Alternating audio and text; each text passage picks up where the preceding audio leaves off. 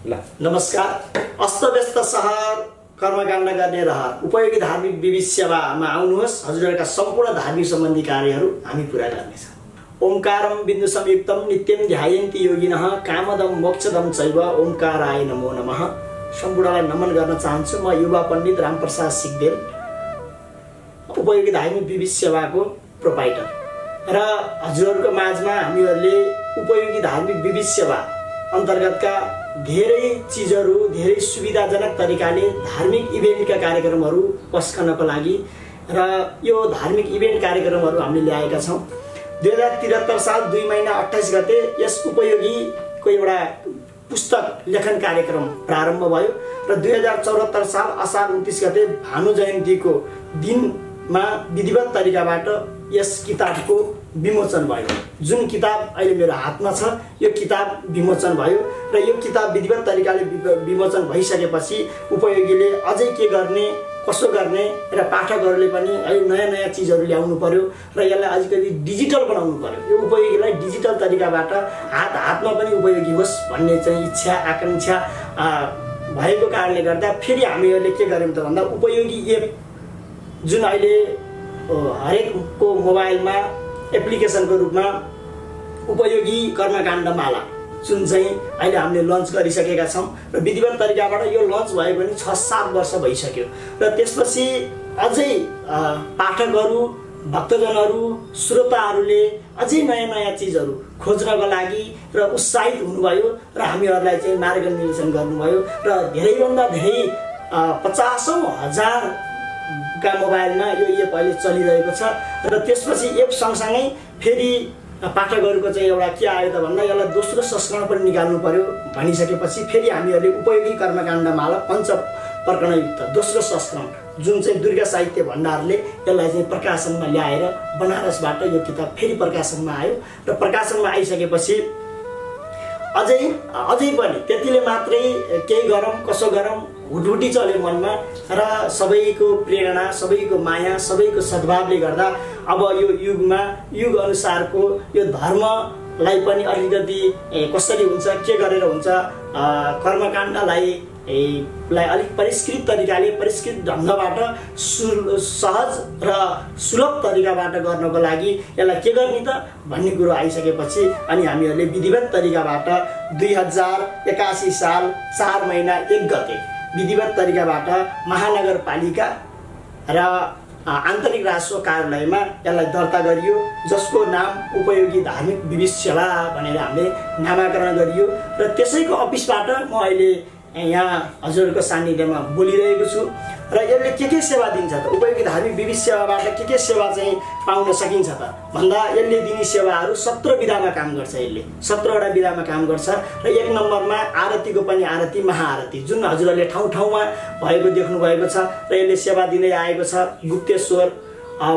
गुफामा र सरङकोटमा भद्रकाली मन्दिर राम मन्दिर लगायतका विभिन्न क्षेत्रहरूमा तालबराईहरू बेगनास ताल हजुरहरूले हरेक ठाउँमा जुन हजुरले महाआरती देख्नुहुन्छ यो आरती विभिन्न साथीहरूले विभिन्न तरिकाबाट भइरहेको छ भने उपयोगीले पनि 8-9 ठाउँमा यसको चाहिँ अहिले सञ्चालनमा ल्याएको छ र हजुरहरूले पनि यदि गर्न इच्छुक हुनुहुन्छ भने यो आरती हामीहरूलाई सम्पर्क गर्न सक्नुहुनेछ। यसैगरी उपयोगी ज्योतिष वास्तु परामर्श सेवा हरेक हप्ता शनिबार यसै अफिसबाट पनि यो सेवा प्रदान गर्दै आएको छ। विज्ञ गुरुहरूबाट दक्ष गुरुहरूबाट चिना टिप बनाउनु आँखातहरू हेर्ने झारफुक गर्ने कामहरू गरिन्छ र यसैगरी उपयोगी वर वधु मिलन सेवा वर वधु चाहिएमा उपयोगी धार्मिक विविध सेवाको अफिसमा आएर फर्म भरेर यदि वर वधु चाहिएको खण्डमा पनि फर्म भरेर यस सेवा हजुरहरूले लिन सक्नुहुनेछ। यसैगरी उपयोगी पूजा अनुष्ठान सेवाहरू जुन सेवा जन्मदेखि मृत्युसम्म र जन्तीदेखि मलामीसम्म चाहिने सम्पूर्ण कार्यहरू सम्पूर्ण सामग्रीहरू र अनुष्ठानको लागि आवश्यक पर्ने सम्पूर्ण कार्यहरू हामीहरूले नै विधिवत तरिकाबाट गर्ने कुरा पनि हजुरहरूलाई अवगत गराउन चाहन्छु। यसैगरी उपयोगी ध्यान शिविरहरू र जुन चाहिँ स्वदेश तथा विदेशमा रहनुभएका सम्पूर्णलाई प्याकेजमा हामीले एउटा ध्यान शिविरको चाहिँ अनुष्ठानको प्याकेज ल्याएका छौँ। जुन प्याकेज हामीहरूको कुनै तीर्थस्थलहरूमा वा जङ्गलहरूमा वा त्यो ध्यान शिविर कस्तो तरिकाबाट गर्ने हजुरहरू आएर यहाँ फर्म भर्नुभयो भने सेवा हजुरहरूलाई उपलब्ध गराउन सकिन्छ। यसैगरी उपयोगी गेम एप्लिकेसन पनि जुन हजुरहरूले यो उपयोगी चाहिँ कर्मकाण्डमाला एन्ड्रोइडमा अहिले चलिरहेको छ र यो एप्लिकेसनको काम पनि यहाँ भइरहेको छ र www.upayogi.com मा गएर पनि हाम्रा विधिवत तरिकाबाट हामीले गरेका कर्महरू हजुरहरूले हेर्न सक्नुहुन्छ। यो वेबसाइट पनि बनिसकेको कुरा पनि म हजुरहरूलाई अवगत गराउन चाहन्छु। यसैगरी उपयोगी गुरु पुरोहित व्यवस्था उपयोगीले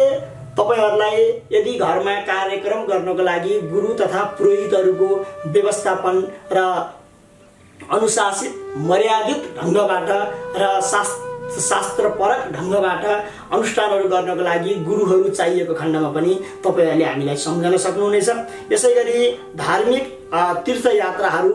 भारतमा नेपालमा सुप्रसिद्ध तीर्थयात्राहरूमा आमा बुवा दिदी बहिनी सम्पूर्णलाई तीर्थयात्रा गर्न चाहेको खण्डमा हामीहरूले नै हजुरहरूलाई चाहिँ तीर्थयात्रा पनि गराउने कुरा पनि अवगत गराउन चाहन्छु। यो सेवा पनि प्रदान गर्दै आएको छ। यसैगरी उपयोगी भोजन प्रसादको व्यवस्था हजुरहरूले घरमै ब्राह्मणलाई बोलाएर यजमानलाई ब्राह्मणलाई र हजुरहरूको परिवारलाई खुवाउनको लागि हामीहरूलाई चाहिँ ब्राह्मण नै चाहियो र जुन ब्राह्मणले जसरी पूजा गर्नुहुन्छ त्यही तरिकाबाट गुरुहरूबाट नै भोजन प्रसाद बनाएर खुवाउने व्यवस्था पनि रहेको कुरा जानकारी गराउँछु। यसैगरी पूजा सामग्रीहरू उपयोगीकोले तपाईहरुलाई यो सेवा पनि प्रदान गर्दै आएको छ। उपयोगी धार्मिक कार्यक्रमहरू सम्पूर्ण 16 संस्कारका कार्यक्रमहरू विवाह व्रतबन्ध जन्म उत्सव रुद्री सत्यनारायण 84 पूजा लगायत सम्पूर्ण धार्मिक कार्यको लागि पूजा सामग्री पनि हामीहरूले उपयोगी धार्मिक विविध सेवाबाट चाहिँ यो सेवा पनि हजुरहरूलाई प्रदान गर्दै आएको कुरा अवगत गराउन चाहन्छौँ। सम्पूर्ण पूजा सामग्री होलसेल तथा खुद्रा मूल्यमा पनि पाइन्छ। यसैगरी उपयोगी भजन कीर्तन सायंकालमा हजुरहरूलाई भजन कीर्तन गर्नु पर्यो वा संगीतमय प्रवचन सहित भजन कीर्तन गर्नु पर्यो र सायंकालमा 8